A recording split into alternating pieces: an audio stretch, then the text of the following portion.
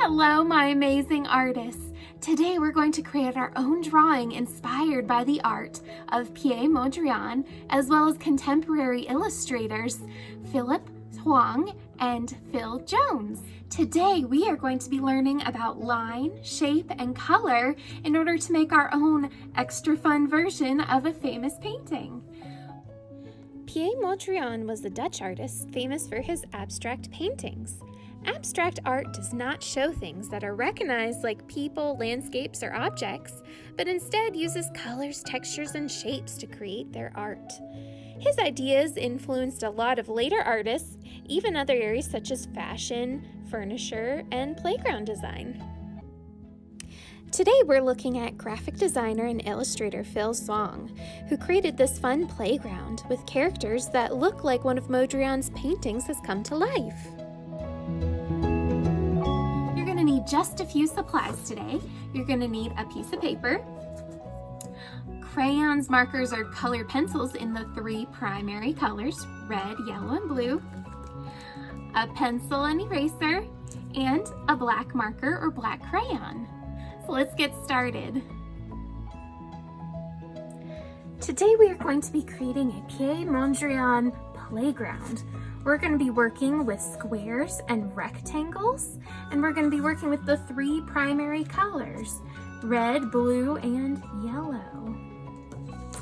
To begin, you can start drawing either with a pencil or dive right in with a black marker. I'm going to start with a black marker, but you can draw with a pencil first if you feel more comfortable and might want to erase.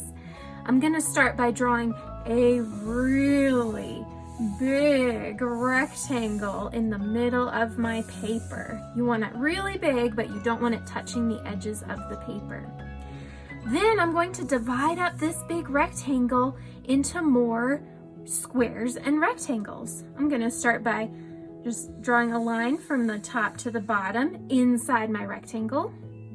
Then I'm going to start along that line and draw to the edge. Your lines do not have to be in the same spot as mine. You can put yours wherever you want inside the big rectangle.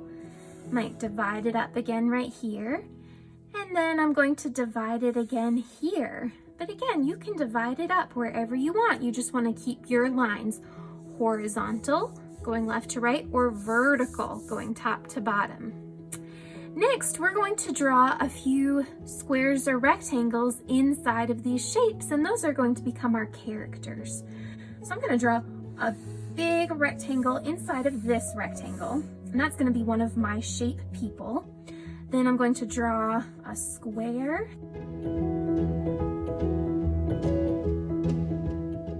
You don't have to fill every space. You can leave some of them empty, but you want to try to have at least 3 characters, or you can have more.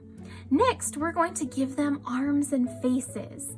So you want to think about different types of expressions that you can use. So they could be excited, or maybe they're scared, they're happy, nervous, worried, bored, surprised, feeling cool, feeling silly. You can come up with whatever type of face you want to draw. Get creative, get silly. So I think I'm going to put a great big happy face in this one. A really big smile face, a little triangle nose, little dots for eyes, some little eyebrows. Maybe I want to change the mouth so it looks like his mouth is open. So I'm going to add another smile line to the mouth going from corner to corner. And I'm going to draw a little rainbow shape inside to be the tongue. And I'm going to color in all the space inside the mouth except for the tongue black. And I've got a face. Next, I want to give him some arms. So what we created here is a jungle gym or monkey bars. So we're going to add some arms so he's hanging from these monkey bars. So I'm going to draw 2 lines to create a shape. If you just draw 1 line, it's only a line and not a shape. It has to have more than 1 line that closes to be a shape. I'm going to add some little bumps for his fingers, maybe a little thumb dangling down below.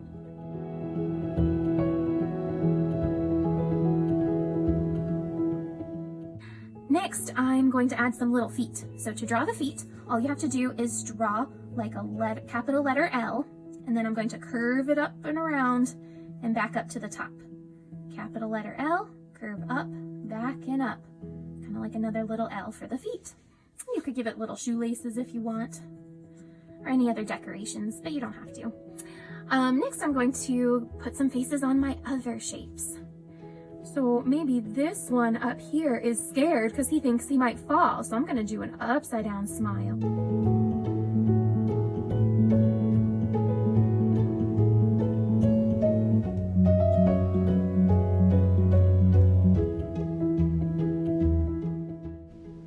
Get creative when you add the faces onto your shape friends. Remember, they don't have to match mine, and you can get really creative with all their different personalities and expressions.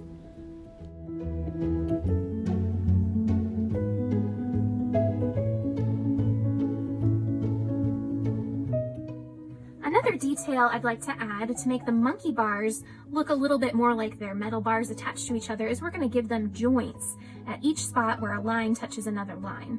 So along this joint, I'm going to draw a line that comes over and down, kind of parallel with both of those lines, goes across, up and over, all the way across. So it looks kind of like a capital letter T, and I'm going to color it all in. Another way to think about drawing it is to draw a vertical rectangle and then a horizontal rectangle. Make sure to add the rectangle joints at every spot where two lines meet. If you used a pencil to draw everything, make sure you trace over it all with a black marker. When it's time to color it in, make sure you've got the three primary colors, yellow, red, and blue. Remember, with these three colors, you can make any other color, but you have to start with them. You can't make them. And we're going to use these to color in our little rectangle and square friends. When I colored my shapes, I used a darker outline around the edges and colored a little lighter in the center to give it a sense of form and value. Then in the grass, I used both blue and yellow together. When you mix two primary colors, they make a secondary color, which in this case is green.